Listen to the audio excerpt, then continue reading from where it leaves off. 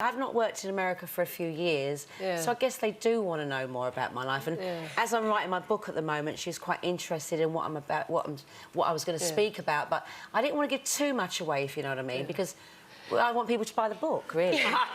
But when she asked you about your sexuality, what did you say? Did you kind of fudge it? I was a bit scared, and people in Britain do know about it. And on Big Brother, I talked about it, which was it was a good chance for me to speak about it in my own words. What did you tell Oprah, though?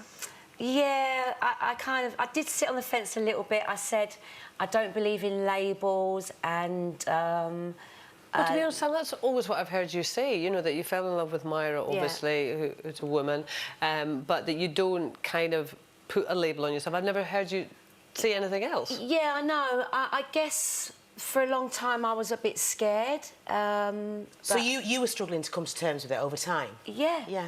Because I did feel maybe... I've got a lot of male fans, but since being a singer, I've got a lot of female fans too. But I was scared that I may lose that fan base. In other words, it would be bad for business to come out. Yeah. So how would you describe your sexuality then?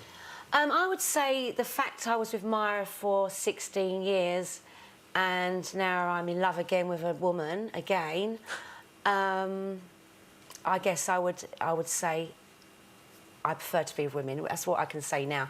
Whereas before... Do you find it hard to say, I am gay? A little bit, because, again, it's a label, isn't it? And I'd always believe in love. You can't help who you fall in love with. Yeah. But I can't really see myself ever marrying a guy. I love guys.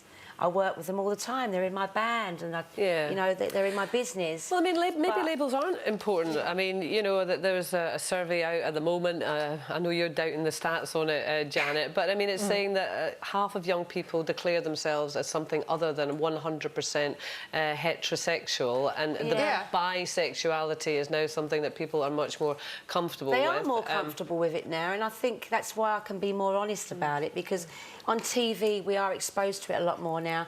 But years ago, for women, it was really quite taboo. There was always guys, wasn't there, you know, like on TV, and let's say like Dick Emery's, "Oh, you are awful, but I love you," and what was the other guy? "Now you're being served." And... But you couldn't. When I first met you, way back in the 80s, you could no more have sat on television and said, "I'm Sam Fox and I'm gay." Yeah, you just wouldn't have worked again, would you? No, because all those guys, But the good thing now is those fans now have grown up with me, and they're still fans today, thank God. But they're married with kids. They haven't got that that kind of feeling of one day they can marry me. So back in the day, I was selling calendars, I was selling posters.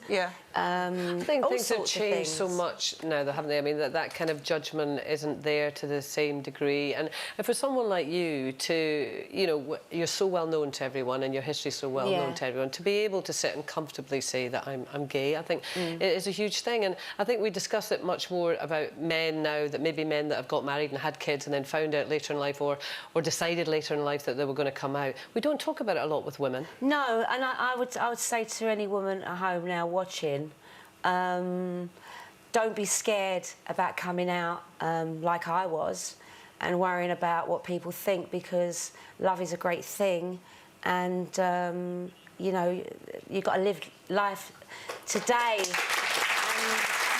tell you what's changed is that back in the day, it seemed like when gay men came out, that was quite difficult for them, but no gay women came out at the same time. By the law of averages, there must have been the same number of gay women around in the 80s. Well, they just didn't know about it. They kept quiet. And it's really fascinating. So this survey that says that the number of British people defining themselves as bisexual has risen 45%. The only reason I don't believe it is I think they were always there. They were just too frightened. They weren't being asked. And if you'd asked the women watching this programme 20 years ago, is a bit of you gay? Do you think you could be bisexual? And we're not going to tell a single person the answer. a hell of a lot would have said yes, wouldn't they? Yeah, I definitely think so, and I think it was much harder for women then.